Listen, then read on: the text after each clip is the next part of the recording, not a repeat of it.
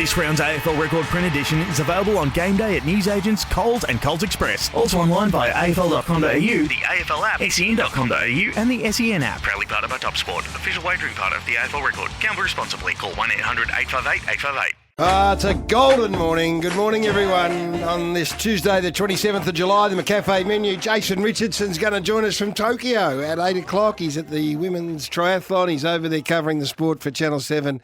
And he'll speak to us and paint a magnificent picture, I'm sure. A big night of celebrations just last night for the Aussies. Harry Perriman's going to join us, the GWS midfielder and noted farmer, I believe. So some very, very strong farm talk coming up this morning. Sammy Edmund with the very latest in the news. The Carlton, what do you call it?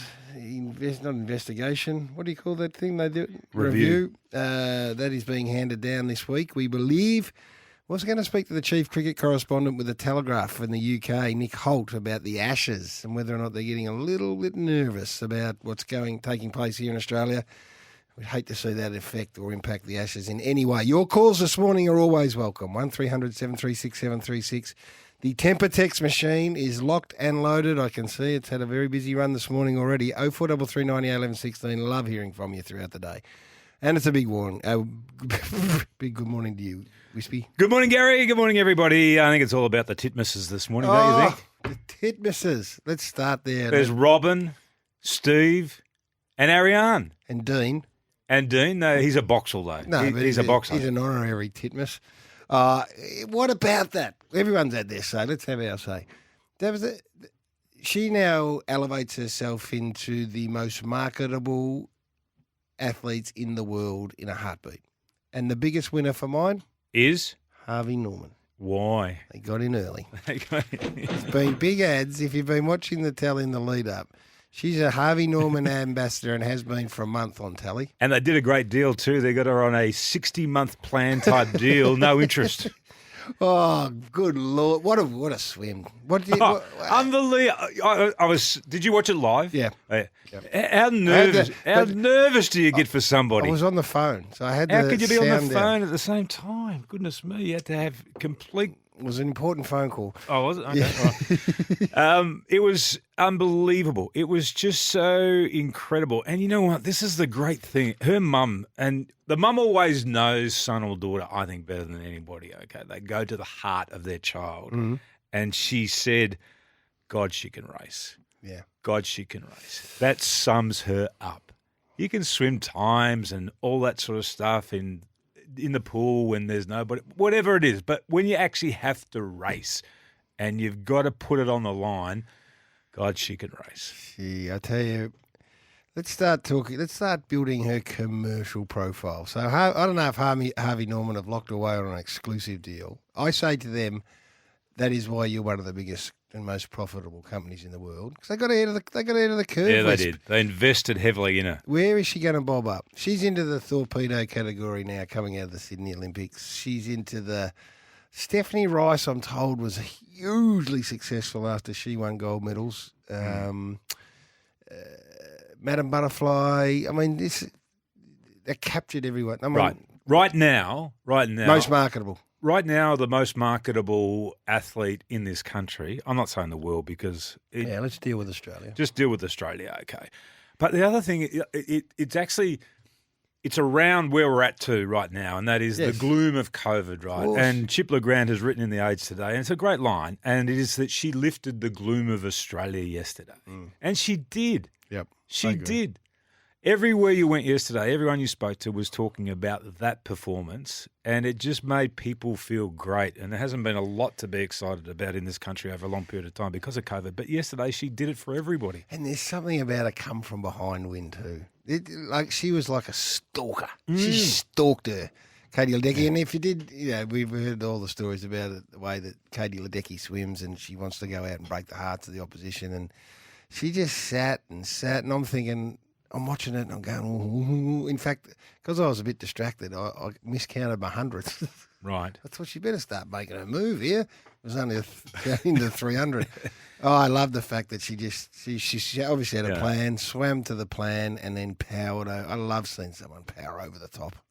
It was unbelievable. It was an extremely well-timed. And I was with you. I was thinking, she let her get a little bit too far ahead of her here. Is she going to be able to haul her back? I mean, we're talking about Katie Ledecky, perhaps the greatest female swimmer that there has ever been. Is she going to be able to do it? Anyone that's ever followed Katie Ledecky knows that she loves to race too. She loves to break the heart of all the opponents when she's in the pool swimming. So, unbelievable. Hayden reckons he was listening on the SEN app in the supermarket and started yelling out in the shampoo section saying, she won. Everyone was looking at him, didn't know what he was talking about.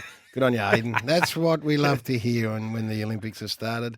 People just doing unnatural things in the supermarket because of the victory. Okay, now yesterday you thought that Basil just needed to lift a little bit. I sent the message through to him. This is Basil's call over the final few. He was waiting for this one. Metres. To become a legend, you have to beat a legend, and that's what we've seen. Australia win gold. Ariane Titmus, confirmation, a coronation. We can start the celebration for Australia. That's iconic now. That is iconic. Right up there with this, Dennis Cometti, Kieran Perkins wins the 1,500 metres freestyle from lane 8 in 1996. This is rare gold. The best kind of gold. Perkins goes in first. What a great win. Bruce McAvaney, Kathy Freeman wins the gold in 2000. This is a famous victory, a magnificent performance. What a legend. What a champion. What a relief. What a relief he got that in. right up there with Bill Collins in 1982, his call of the Cox Plate. A length and a half, Lawman. Kingston Town can't win. Kingston Town flashing, he might win yet, the champ. Grosvenor took the lead off. Kingston Town swamping them. What a run, Kingston Town. Oh, it's sitting alongside all of these magnificently. Greg Miles, Maccabi Diva, becomes the first horse to win 3 Melbourne Cups. Maccabi Diva clear with 100 metres to go. Excellent runs to second. Olazoon runs on, but a champion becomes a legend. Maccabi Diva has won it. Steve Quartermain, Leo Barry's game-saving mark in 2005. Cox throws it onto the left. One last roll of the dice for the Eagles. Leo Barry, you star! And we've got one final one for you. Dennis Cometti, Tom Boyd's goal in the 2016 Grand Final. Tom Boyd's got it. Tom Boyd goes long. How will it bounce? The stadium holds its breath. It's a goal. And the western suburbs erupt. Basil sits comfortably alongside all that. You've missed one. Have I missed one? Yeah. Where? 13! Everyone sits comfortably alongside that too. Well, you've got to have nailed it. You've got to have a catch cry. And, the stadium holds its breath. He wouldn't have had that prepared. No way. What about this is rare gold, a famous victory, a champion becomes a legend, Leo Barry, you star, 13, and what, to beat a legend? No, to become what was it? To become a legend, you got to beat a legend? Yep, to become a legend, you got to beat a legend. I don't know about the other one, the coronation and the celebration and all that. I think that was probably pre-prepared. Okay, let's just clip it then. Let's just go back to Basil. This is how he called Ariane Titmus's win in the 400-metre freestyle yesterday. To become a legend, you have to beat a legend. That's it. Okay, we'll cut it at that. Yeah, though. no, that's forever. That's what we'll play. Yeah, I love that. I don't know whether Basil had that prepared. I don't know from a commentary team how that goes. The other one sounded like, and that's okay. I'm sure the race callers do it and everyone else does it. It's a big moment for Ariane Titmus, so he had to. Nailed it. But the coronation and the celebration, I wasn't as taken, but I love to become a legend, you got to beat a legend. Yeah. I think that goes into the right up there. Any others you want to nominate? 0433 98 11 16. Send it in. I can't believe you left 13 out. 13! Has anyone seen Dawn Fraser since yesterday during that race? Saw her. She's all over the paper. No, but she went out to lunch yesterday and then they crossed to the Titmus family last night and there was an empty chair. And I'm just thinking, well, she's might be sleeping off the lunch. Well, if she is, good on her, I say. I hope she was. Yeah, celebrating. She's one of the great celebrators of all time, Dawn. It was great to see her front and centre yesterday and the whole family and watching them. Like, when you watch that vision of the family, watching back the race and that raw emotion of the family, it is just the most beautiful thing to watch. particularly when it has such a great ending like it did yesterday. A couple of other big calls coming through here that people have suggested we've missed out on. How Rex hasn't got his name in there. What about old Garrity calling the Euro finals? Have we got any of That's that? a very, very good point. Actually, we should That could be right in there. We put that alongside. Right up until the last one. Hey, what do you reckon the world is making of Deanie Boxall today as they wake up and they see his Big Dino. reaction to Ariane's victory yesterday? I don't reckon Dino could give a tinker's cuss. What they think of him, he was just going nuts. He was. He'd have so much invested in what was taking place on that day. You can't imagine how much.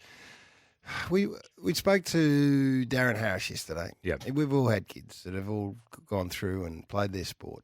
The two sports that I would held my breath and hope that, if they went down that path, good on them, but swimming and rowing. For a parent, swimming and rowing, well, you extrapolate that by 100 for a coach who's up on the pool deck at 4:30 or 5 every morning, and so you just know how invested they are, and that just came spilling out over the top. And when you're up against one of the queens of swimming of all time, and you've watched your charge, probably the plan that you put in place come to fruition, well, you just go nuts, and I loved it. I loved every second of it. I did too. I think he'll get some sort of a deal too out there. I reckon he will, Gary. I think he will. Hair straightener from Harvey Norman. I think he got Baz. I'm just going to play you this one more time because I've just found another one. Here's Basil calling that win yesterday. To become a legend, you have to beat a legend. And this is Gary calling the Euros last week. Oh, saved! Yes. Pickering saved it. Yes. He saved the second penalty. Pickers has saved it. Right up there. Right in the top 10. Nice work, Rooster. Very nice work. Had I been given the opportunity to call the big one, then I may very much have been number one, but we had to go on ad break. Hey, a few other things kicking around at the moment. Is it? Is there anything else kicking around? Yeah. Old Jakey Birtwhistle. You know who he is? A triathlete. Jakey Birtwhistle and old Chocky Royal. Oh, yes. Chocky Royal and one other Australian. Yeah. All in the triathlon. Yeah. I call him Chocky now. Yeah. They all dived in for the false start because the boat just happened to be just picking up its craypots at the time of the triathlon starting. Oh, sorry about that, boys. I think he might have been a whaler. Oh, no, don't. You got a kick in the nose. So he's dived in, got kicked in the nose, broke his nose at the start of the triathlon. Yeah. It's not a great time to have your snout broken. Yeah, but you don't swim through your nose, Gary. Oh, no. It didn't affect him at all. No, don't breathe through it at all. Not in those conditions. So I thought that was a bit rough. And then, you know what else I'm looking forward to? The 100-metre men's final. There's a story in the papers today. There's a guy, big Caleb Dressel, the big, I think called Yank, the American with the big sleeve tattoos. Yes. They reckon it's a tat-off. They reckon it's an alpha dog tat-off. Because then our man Cole Chambers comes out with his nice ink work. Oh, he had a nice swim too. Oh, what about that swim? Crikey. I'm looking forward to the 100 men's now. Wasn't he thundering down the pool? Did you watch any of the beach volleyball yesterday? No. The big guy for the Russians, big Semenov. He's a 200-centimetre tall fellow. Crikey, they couldn't get the ball past him. What's his name? Semenov. Yeah, nickname Abel. Abel Semenov. Did he win? Did they win? The Russians cleaned us up, they did. Keep sending your nominations for the best commentary. Basil slips in there very comfortably. To become a legend, you got to beat a legend. I loved it. Well done.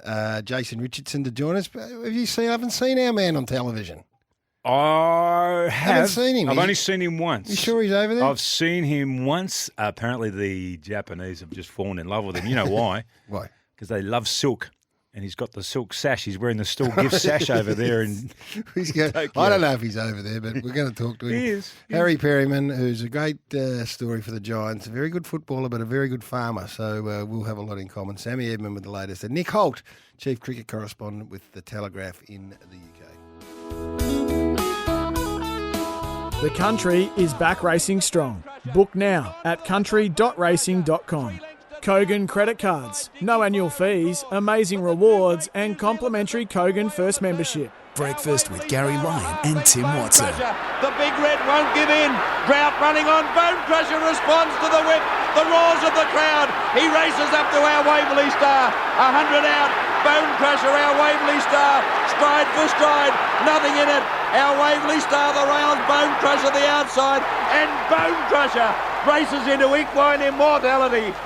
And that's the show. Jared Waitley about to join us. Maybe just tighten that one up a bit, Rooster. We're going through the big calls. The big calls. That's a great call, though. Races into equine immortality. Right, Found another one. We've found another one. We're talking about iconic calls after Basil nailed it yesterday.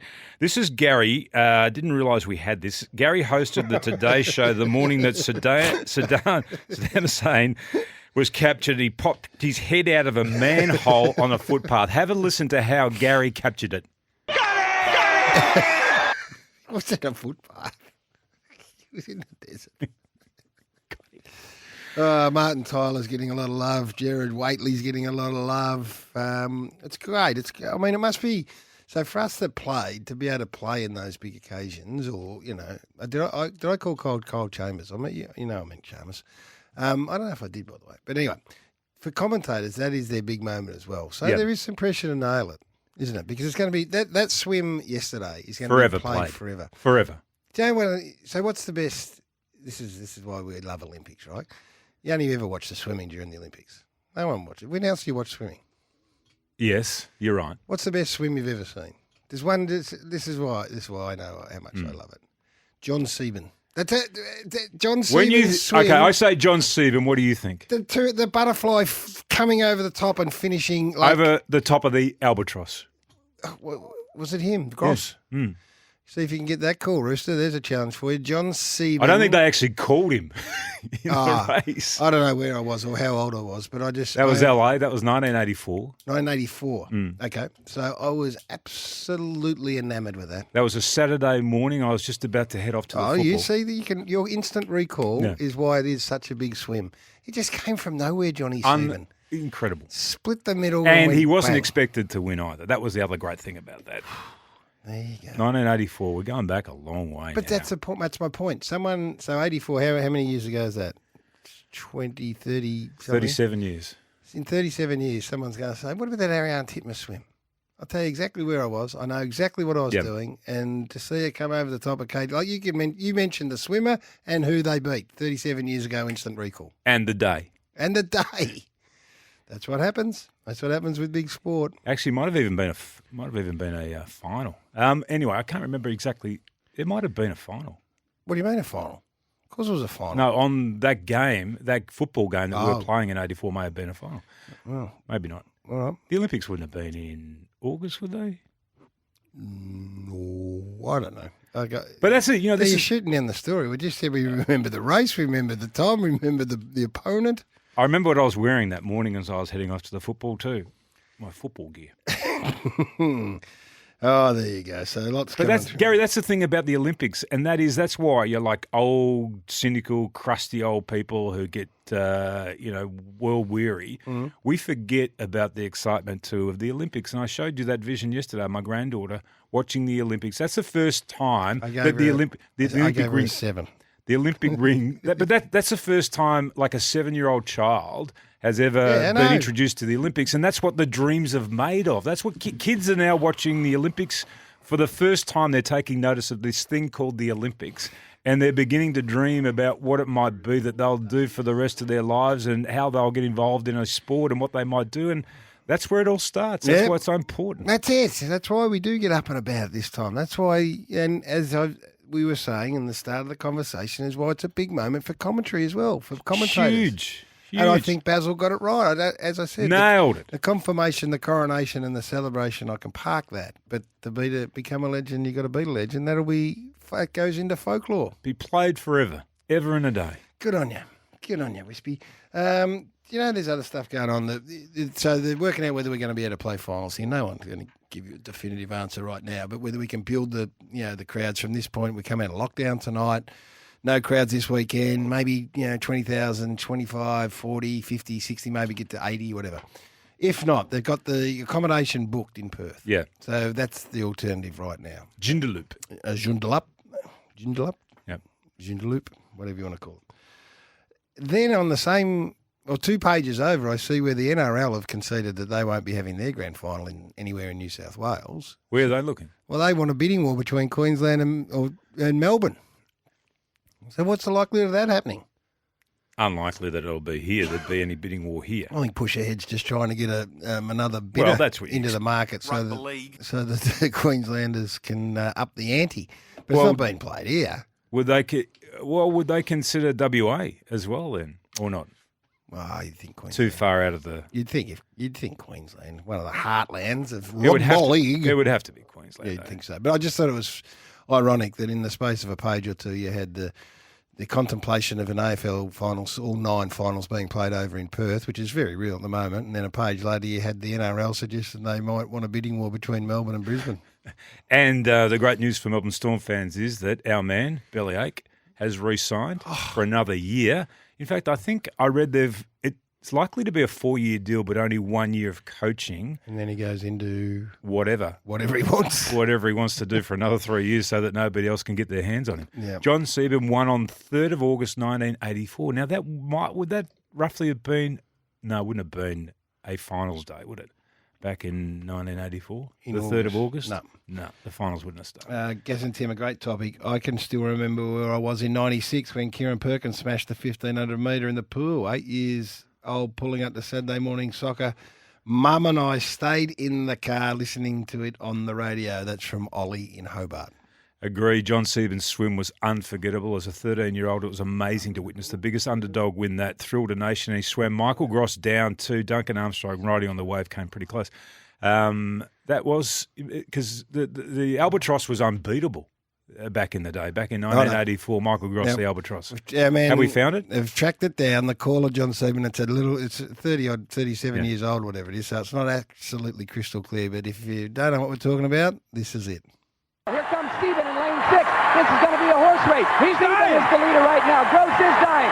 Stephen is about to pull a huge upset in lane 6. 17-year-old John Stephen of Queensland, Australia. Oh, was that the American call? That was a good get. Do we not have an Aussie call? Well, we'll see if we can track something down from an Australian point of view. 17 years of age. I think it might have been Drew Morford. He used to put on an American accent when he went.